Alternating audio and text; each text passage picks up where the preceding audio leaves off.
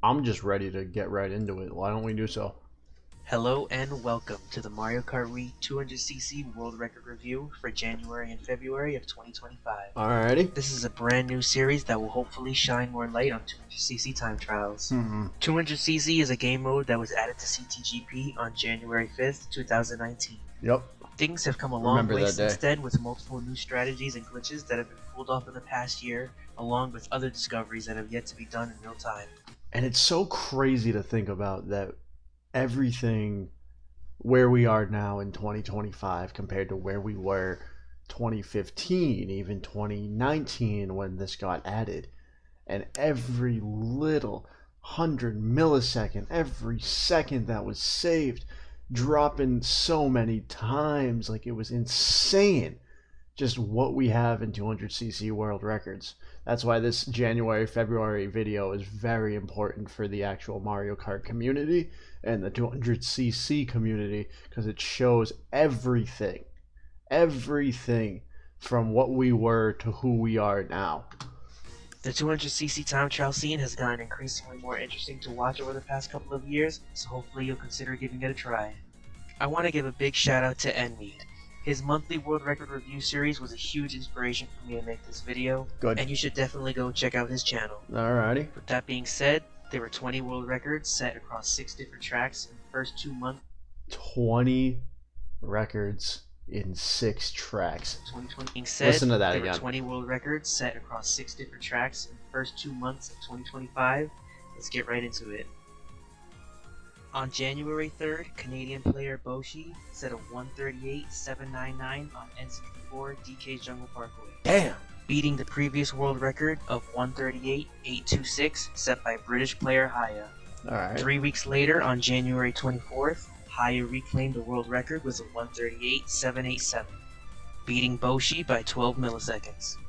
It's insane, the Starting back and off forth. with Boshi's run, this is the first time they've held the world record on this track, and this is now their 9th unique track overall. That's crazy to think about as somebody who knows of Bushi. I will probably say it wrong every time, but that's insane to think about. Hold on. They've held the world record on this track, and this is now their 9th unique track overall. 9 unique track world records? That's crazy to In me. this run, Boshi changes the shroom strat, using all 3 shrooms on lap 1. The first shroom is used in the grass to cut off the straightaway after the cannon. Using the shroom here has been theorized in the past, but never been done in world record runs before. The lap 1 overall is pretty solid for Boshi standards. The other 2 mushrooms are used at the end of the track for the standard 2 shroom shortcut. See, the old status, the unk status in me, so what we're gonna say back in my day, this right here was not gonna happen. This was not gonna be a thing. You were gonna save your mushroom. You weren't gonna use 2 mushrooms. You weren't gonna even use all 3 mushrooms on the first lap, let alone think about using it like at all. You're gonna use 1 mushroom per lap. That's the unk status that I have in me. Standard And 2 saying shroom back shortcut. in the day, it's the like previous crazy. world record did the usual 2 shroom shortcut on lap 1, but instead held the last mushroom for lap 3, where he did the ending shortcut with 1 mushroom. That's crazy to think Boshi about. explains that the 1 shroom ending cut looked pretty hard and didn't want all of their runs to come down to whether or not they... Because look at hold on, look how precise this is. Just like, you gotta hit the 1 mushroom. Bam, ready? About to use it. Look how tight we're going with Daisy and the mock bike, and we are gonna end up hitting and bonking the wall. It's like, if you mess that up, and there's a good chance you can mess that up, you are gonna lose a lot of time on your run. Super precise lap 3 mushroom. Shrooming in the grass on lap 1 was easier and more consistent for Boshi. Makes sense. They knew that the record was improvable, so they went for more consistent strats, even if they were a bit slower. Okay. Which I completely understand. The 1 shroom ending shortcut is much more difficult than it looks, and it comes at the very end of lap 3. So at the moment, it makes that's a lot of sense to avoid it insane. while there's still plenty of time to gain in other Especially because they get bonked. As for lap 2, Boshi says that it wasn't terrible, but it wasn't good either. The biggest time loss that I can see on lap 2 is getting a bounce on the first turn. The mushroom boost from the shortcut tends to make the first turn a bit more difficult than usual. It's not the biggest time loss in the world, but it loses loses a decent amount of time over. So if it loses a decent amount of time, my question is, why wouldn't you, when you use that, go that way? And I know you don't have that much boost left from the mushroom that is being used, but why take it up the inside road? Why not try to go up to the, let's just say, right side of this finish line right here, and then you try to hop or you jump with the last remaining bit of the boost, and see, instead of going like this, and then yes, it ends up being right about here. Let me end up pausing that again. Right there. So it's very risky, I can understand, but you can cut off a tiny section of the track and potentially save maybe 1/100th of a millisecond. Maybe.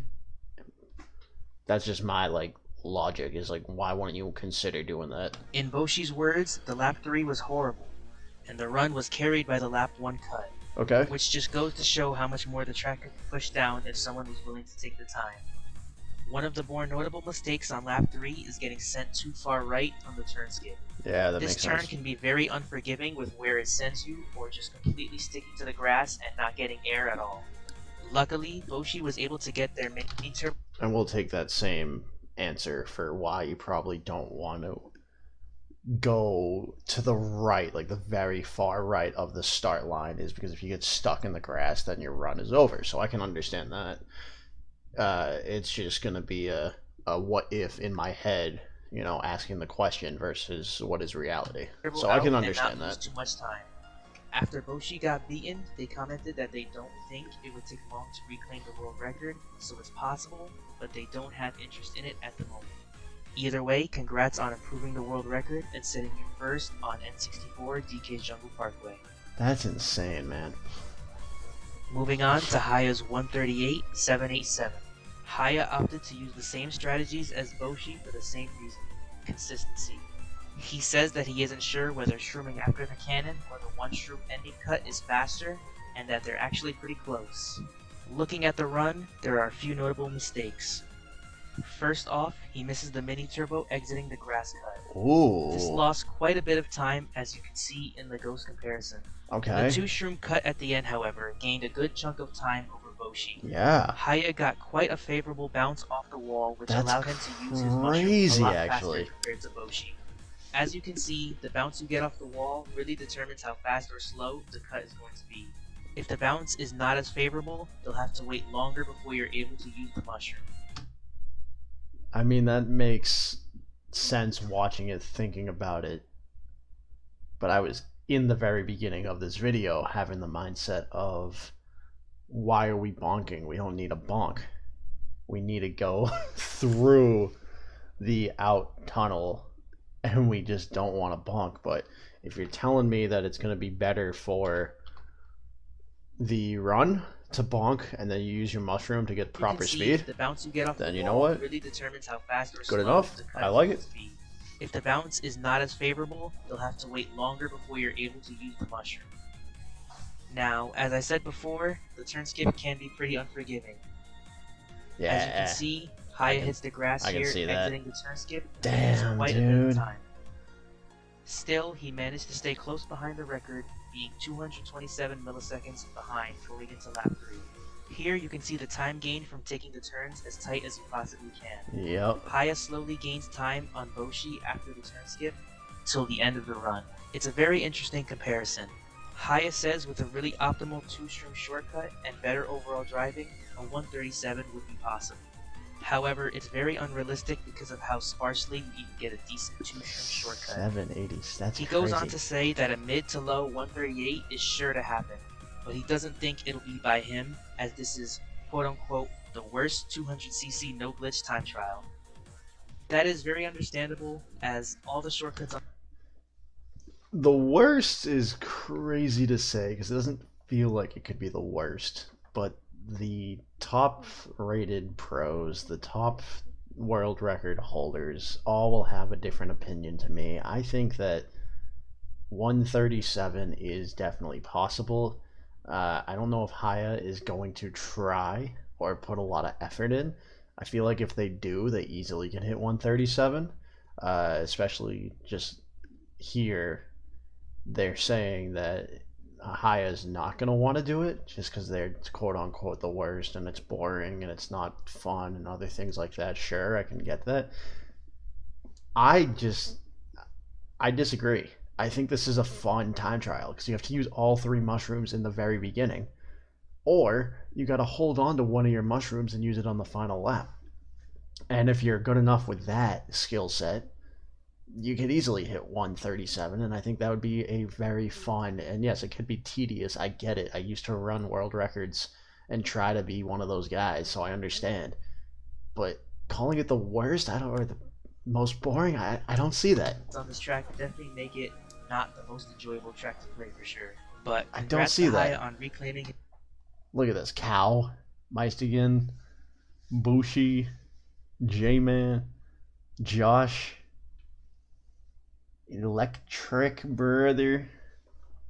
Bunch of people in the top 10 deserving of the top 10 spots that I know.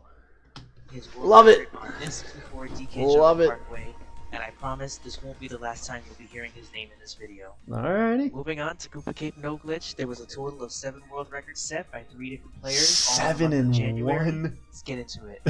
On January 4th, Haya set a 137.692, improving the previous world record of 137.768 by 76 milliseconds. That's crazy. 3 days later, on January 7th, I reclaimed the world record with a time of 137.591. Bussin', dude.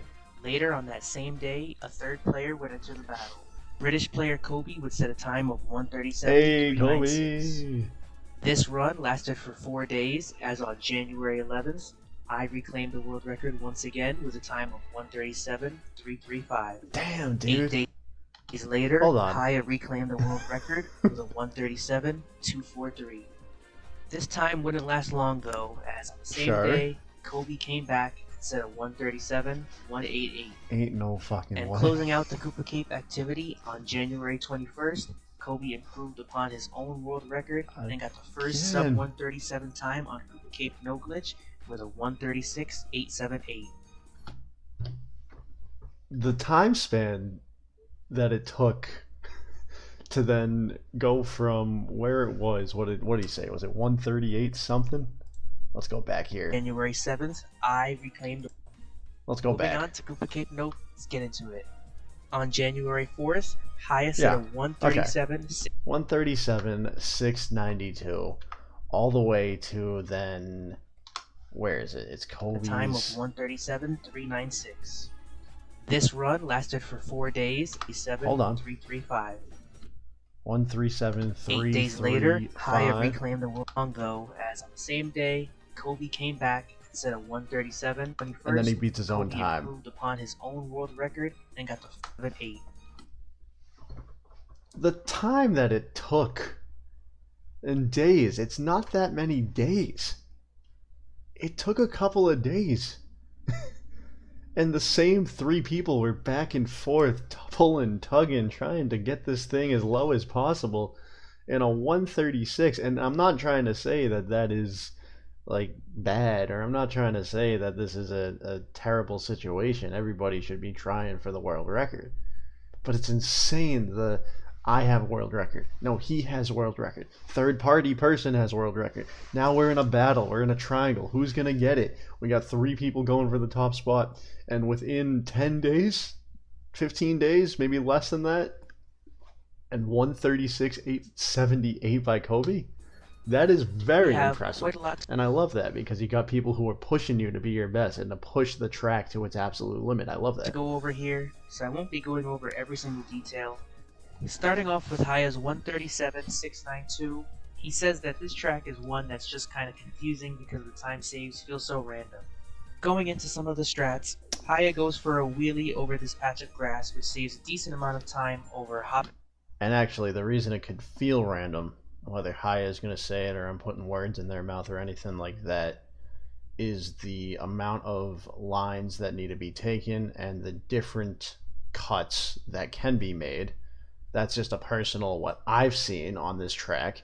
That person, Haya, they may feel different from what I'm saying, but because there's completely different lines that you can take, it's going to feel like it is what a not so great world's record to run, not so great track to interact with.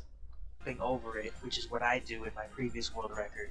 Right after that, Haya does another different strat.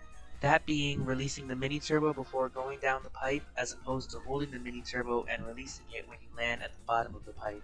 Haya says doing this saves around 50 milliseconds, but at the cost of adding more difficulty to an already difficult track. He goes on to say that it really wasn't worth the time saved and stopped going for it in future runs. I definitely agree with Haya there, as there was still plenty of other areas with much larger time saved to be had. Okay. Moving on to my 137.591. Aside from the lap 2, this was a very solid run for my standards. At this point, I started wheeling over the grass cut, knowing that it just saved too much time for me not to do it. Getting a 32.442 lap 1 is really solid for me. However, lap 2 is when things really went wrong. It started off with me having to wheelie turn to be able to go off the ramp, which lost a good amount of time. Then following that up with a bounce landing, which lost some more time. Yep, I can understand. Now, doing the counter drift here is pretty tricky, as it can lead to bouncing quite a lot and making the turn thereafter very wide as a result. And that can lead to you having to hold your mini turbo in the grass for longer. Okay. So overall, this section can lead to large amounts of time loss, which is pretty much out of your control. The biggest time loss of this lap was definitely the rock bounce at the end. The rock bounce is notoriously a very difficult strategy and often is what ends many runs. To perform this strat optimally, you want to be somewhere around here when you go off the ramp and hit right around this corner of the rock to get shot straight down. I see that.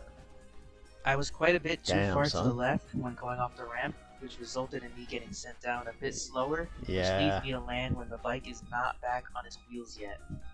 When I slow it down, you can really see how much time this loses compared to... Because he's upside down the whole time. Another thing to note is the shroom timing. As you can see here, I shroom too late and lose a good chunk of time. You don't want to shroom too early either, as you can just go flying into the wall. The ending of my lap 3 is a good example of what a good ending should look like.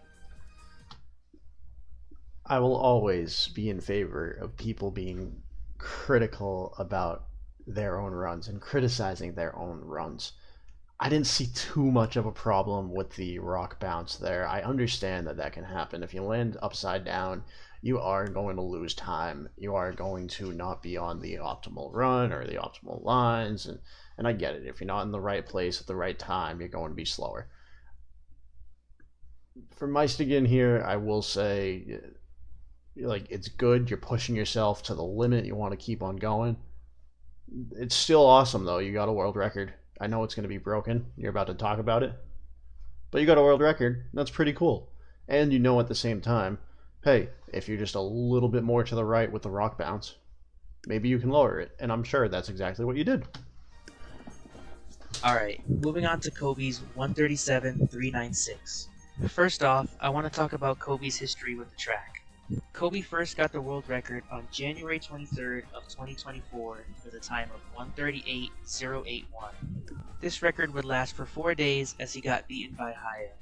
5 days after that, Kobe set a 137.947, which was second worldwide at the time and only 8 milliseconds off the world record. I thought for sure he would get the record back, but after he set that time, things just went silent. It wasn't until January of this year, when activity picked up, it seemed like he regained the interest to go for the record again. Good. So to see him come back and set the 137.396 was a really cool story to me. Also, another cool fact, Kobe has 10th worldwide on this track on 150cc. So he definitely... Look at those names. Luke, Logan. I see Kobe's down there. Justin's down there. I think I may know a couple other people inside the top 10. I definitely know Luke, Logan, and Kobe. But look at that, man. 218.032. And then Luke's at 217. It's insane, man. That's 150. And they're pushing it. I mean, I'm sure 217 flat is coming our way very soon. I'd give it a couple of months. Definitely knows what he's doing when it comes to Cooper Cape. Diving into the run, it's very consistent with no major flaws. The most notable flaws are the bounces he gets on laps 1 and 3. Bouncing here loses around 50 milliseconds per lap. Looking at the rock bounce, his lap 1 and 2 were pretty solid. On lap 3, he goes a little wide and shrooms a bit too late, resulting in not having the best ending. Overall, a pretty strong run. Now, moving on to my 135-335. There isn't really much to say here other than I had a really sketchy ending with the zappers that costed me a 137.2. Overall, this run had average driving and no huge mistakes, but definitely could have been better in some places.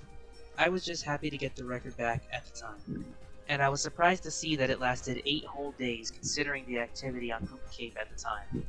This time is still my PB to this day. I know I have potential for a 136, and I may come back to try and reclaim the world record one day. However, it's not a huge priority. I hope you do. I mean that, and I want to react to that. I want to see it happen. I want to see it done. So I hope this year, even though it may not be top priority or in the top 10 of your priorities this year, if for some reason you get to it, you ping me, you let me know that it happens, I will react. I will comment and explain it all to everybody. I want to see it. Next up is Haya's 137-243. He didn't really have much to say about this run. Similar to my 135-335, it was a pretty solid run with no major mistakes.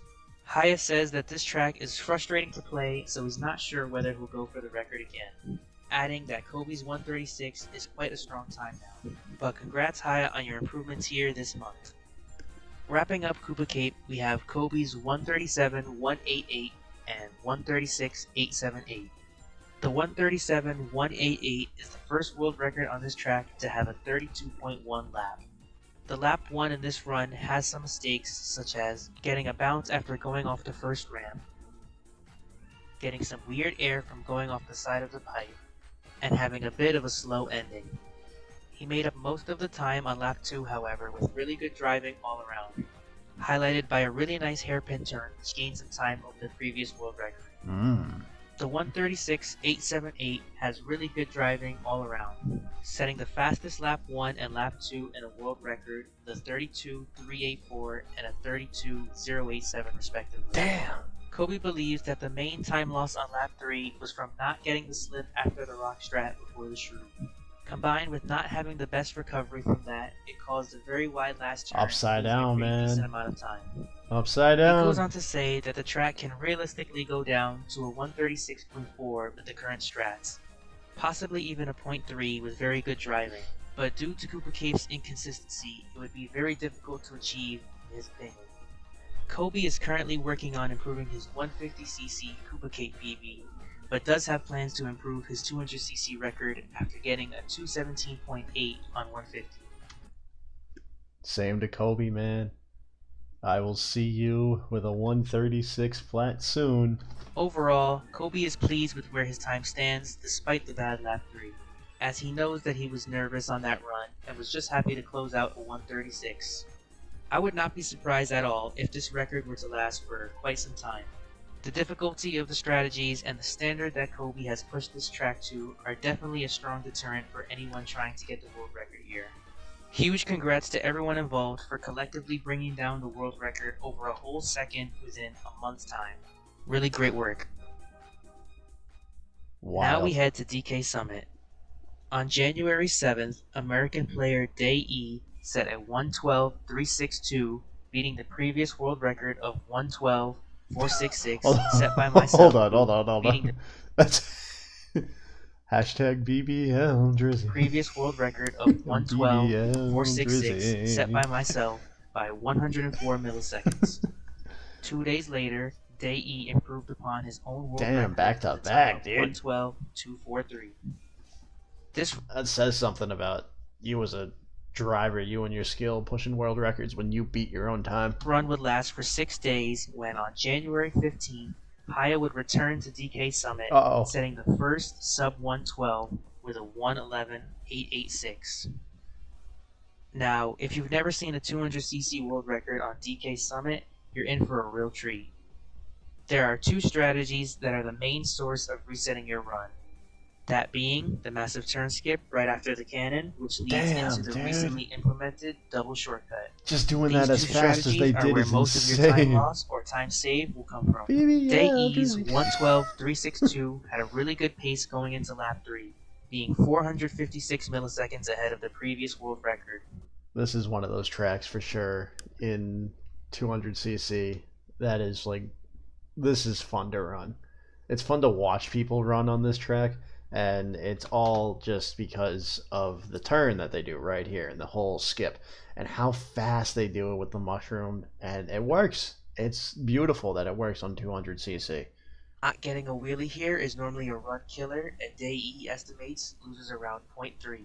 He is Wow. still ahead, but has a wide entry to the double cut and ends up falling behind the former world record. No. His saving grace, however, was the wheelie zipper. Uh-oh. Wheeling on the zipper saves around 100 to 150 milliseconds, but is a little risky. That's I chose insane, not actually. to go for it in my previous world record, so as you can see, E goes BB, right yeah, by and Drizzy. reclaims the Oh, world record for the yeah, first time since the implementation Drizzy. of the double shortcut.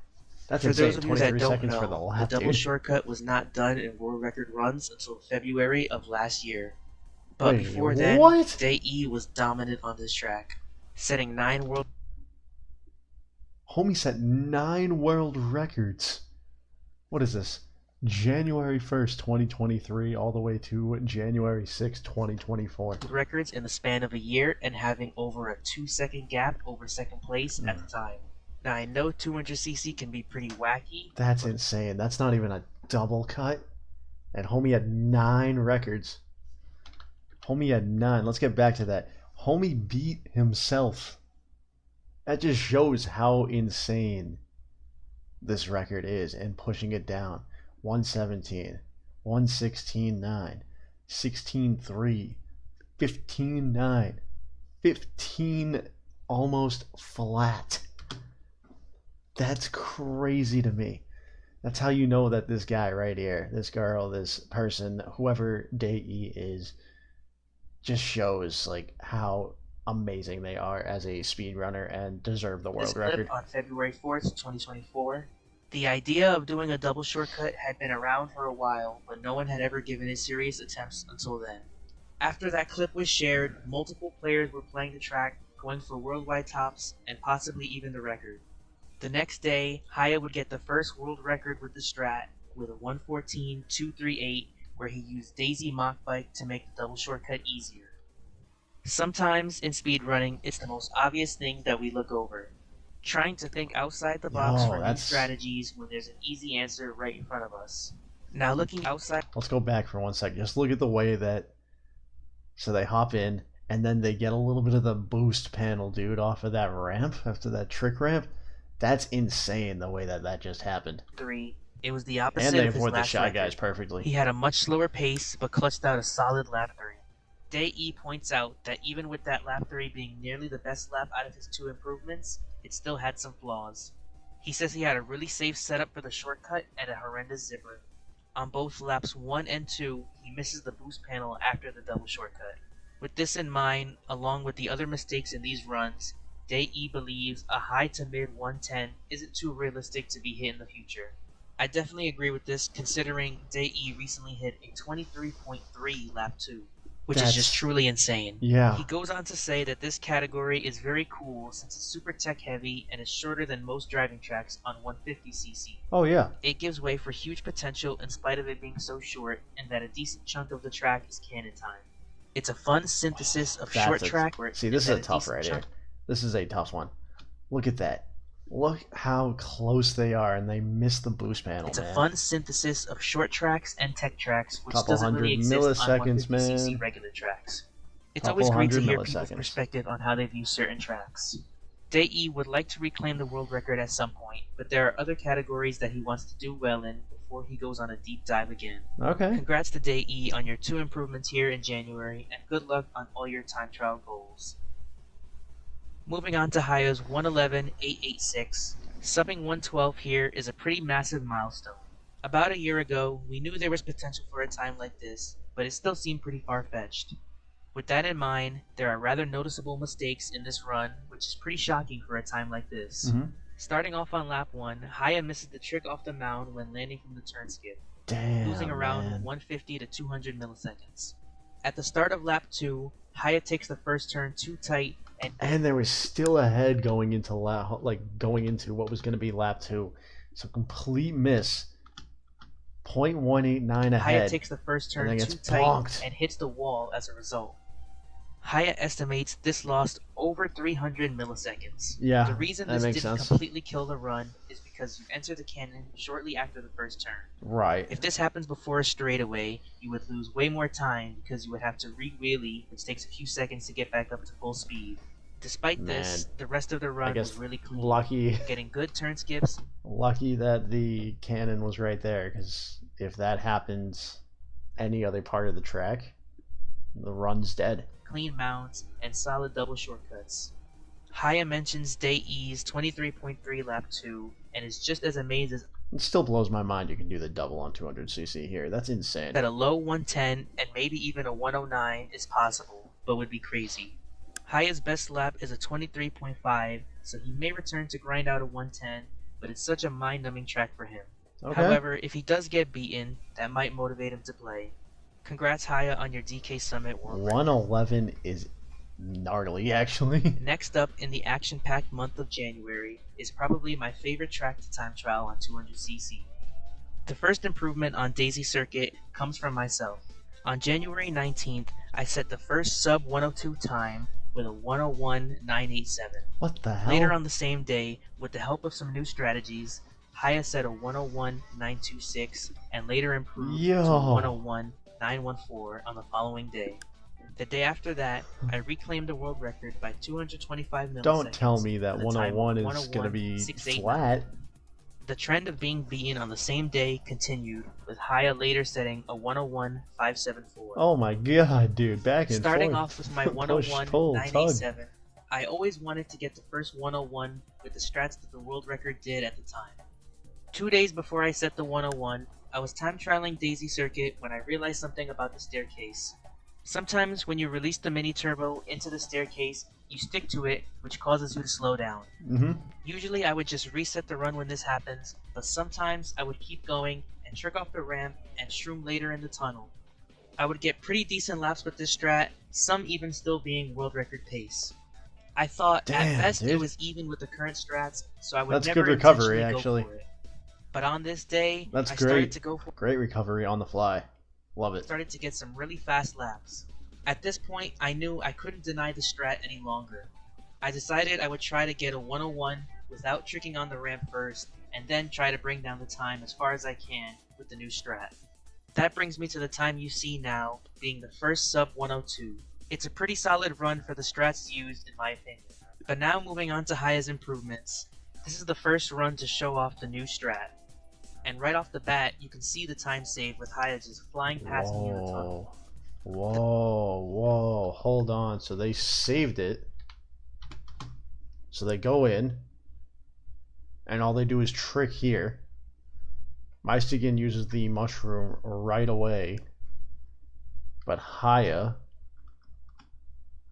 after hitting those two cones, decides to opt for a mushroom in the tunnel. The time lost in this run comes from a small bounce landing on lap 1, along with falling off the curb at the end of the lap, hitting some dirt on the staircase on lap 3, as well as falling off the curb again.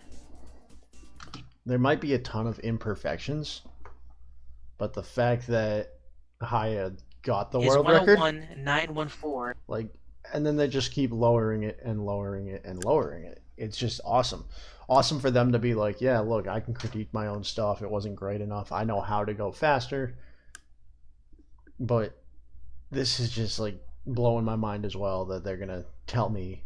And if they don't do it this video, somebody's going to hit a 101 flat.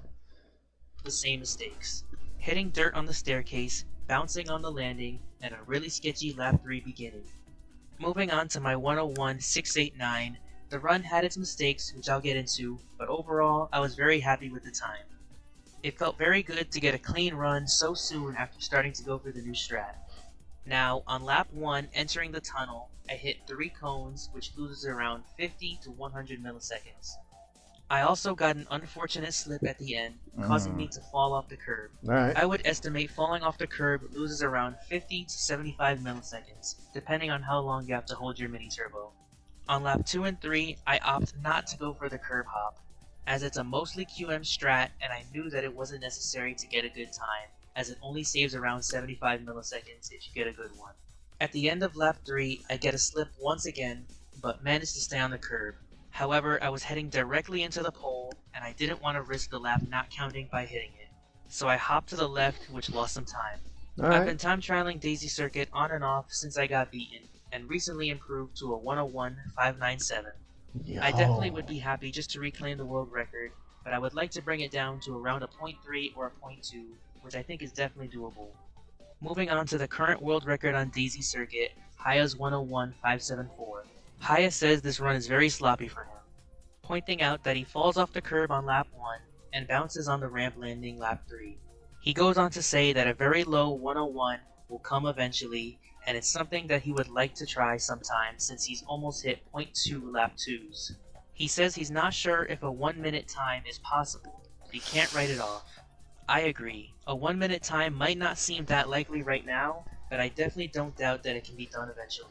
Congratulations once again to Haya for your world records here this month. Damn, dude. Heading now to Bowser's Castle, we had activity on the glitch and shortcut categories in January and February. Starting off with the glitch category, on January 31st, American player ADC improved his own world record by almost an entire second with a time of 1:20.067, just missing out on the first 1:19. This is one of the most difficult categories with all the strategies you have to perform. If you've never seen a glitch run on Bowser's Castle before, let me quickly break down all the strategies. You first do the left side half pipe shortcut, then drive normally to the end of the track. Impressive.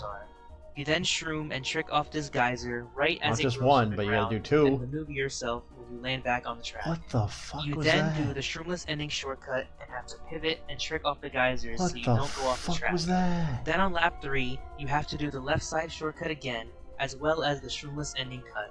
I can't even begin to imagine stringing together all of these strats in just over a minute's time. That's crazy. Looking at the left side half pipe 120? shortcut, ADC says it's around a 6 out of 10 in difficulty.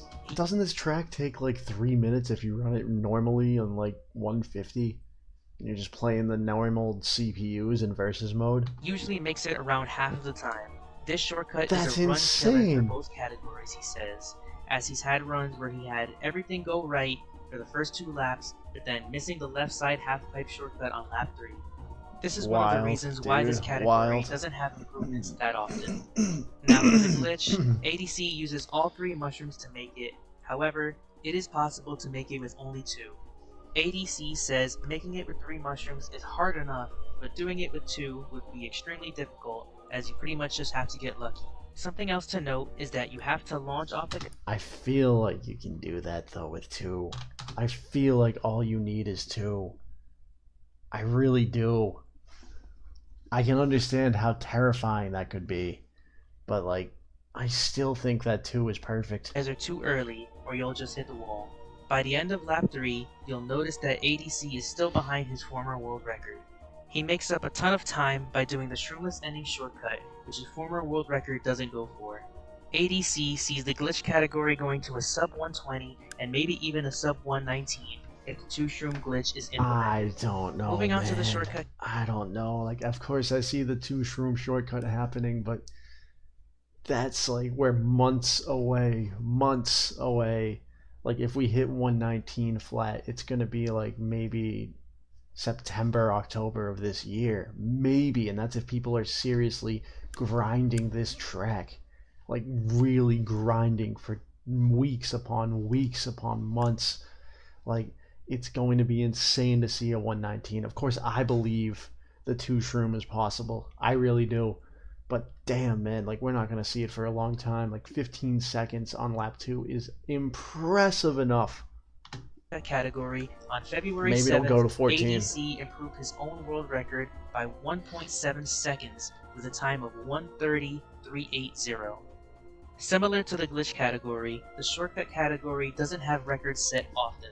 ADC's former world record lasted for 1,016 days and is the 12th longest lasting 200. 1,000 what? World record 16. 1,016. For 1,016 days and is the 12th longest lasting 200cc world record. If you're a little confused about the categories, there are 4 tracks on 200cc that have 3 different time trial categories. Those being Coconut Mall, Grumble Volcano, Bowser's Castle, and N64 DK's Jungle Parkway. For Bowser's Castle, the glitch category is unrestricted, free to use any strategy to go as fast as possible. The shortcut category is pretty much the same, except you can't use any ultra shortcuts, but this still allows things like the half-pipe shortcut and the ending shortcut. And the no shortcut category can't use any glitches or big shortcuts. Looking at the run itself, the ending shortcut looks a bit different compared to the glitch category. ADC uses his mushroom really early on, goes out wide, and then cuts back to the left to cut off as much of the turn as possible. The cut he gets on lap 1 is a really good example of how to do this properly. On lap 2, you can see how difficult this shortcut can be. He doesn't get the bounce landing, which sends him all the way to the dirt, losing a considerable amount of time. I get ADC that. says he thinks this category can go That's to still sub impressive. 130 or Still even impressive. sub 129, especially if the ending shortcut goes really well. ADC certainly wants to improve his runs, but if he can't, he'll be fine with that too, encouraging other players to try and beat his times on both categories. Congrats to ADC on both of your improvements on both categories. Wrapping up. Crazy that was the one that only one person, and they overtook their own time. There wasn't a bunch of people going back and forth with it. It was one person. The activity, we head to GBA Bowser Castle 3 shortcut. Oh boy. On February 18th, Haya improved upon his own world record with a time of 1:23.194, beating his former world record by 565 milliseconds. For this category, you use your mushroom off the last platform to do the shortcut. It is possible to do the method used in the 150cc world record, however, it is much more difficult. Haya has made the shortcut using this method before, with his best lap being a 26.7 lap 1, which is over a second faster than the lap 1 in the current record. Hold on, that just Haya has made the officially shortcut registered. using this method before. That officially registered. Hold on, that's impressive. Love this. On February, mushroom off the last platform to do the shortcut. It is difficult. Here we go. Alright, we got there eventually. Which is over a second faster than the lap 1 in the current record. Meaning that we could potentially see a 1:20 time with a 3 out of 3. Okay. Haya came back to Bowser Castle 3 because he wanted to implement the faster shortcut method on lap 1 for a 1 out of 3. While just doing some runs to de-rust, he ended up setting this run you see here. He ended up only playing for a few hours and didn't make the faster method once, which just goes to show the difficulty of it. Haya still wants to come back to get a 1 out of 3 one day and get a 1:22 time. I'll be looking forward to seeing it being implemented one day. Good luck on your future attempts here, Haya, and once again, congrats on the world record so far this year. If you made it this far into the video, thank you so much for watching. This video took quite a long time to make, so if you enjoyed, please consider leaving a like or subscribing. It really helps the channel. Alrighty, everybody, real quick. Everything that we just saw in January, February is mind-blowing. It is astronomically mind-blowing, and I mean that. We have seen the single racer beat their own time. We have seen countless racers going at it, whether it is the push-pull, back and forth with 2 people, or we've seen 3 people in the mix. It's impressive what January and February 2025 has brought us. But get ready, because a lot of your favorite speedrunners are going to be lowering these times, and you're not even going to be understanding it's going to be unfathomable, the runs that they put together. And it's the amount of hours, the sweat, the tears, everything that they put into this. Like, I'm excited to see how low we can go and how far we can push this game. Everything that Mystogan just brought us together, brought everything together here is impressive. I loved the video. I loved everything about it.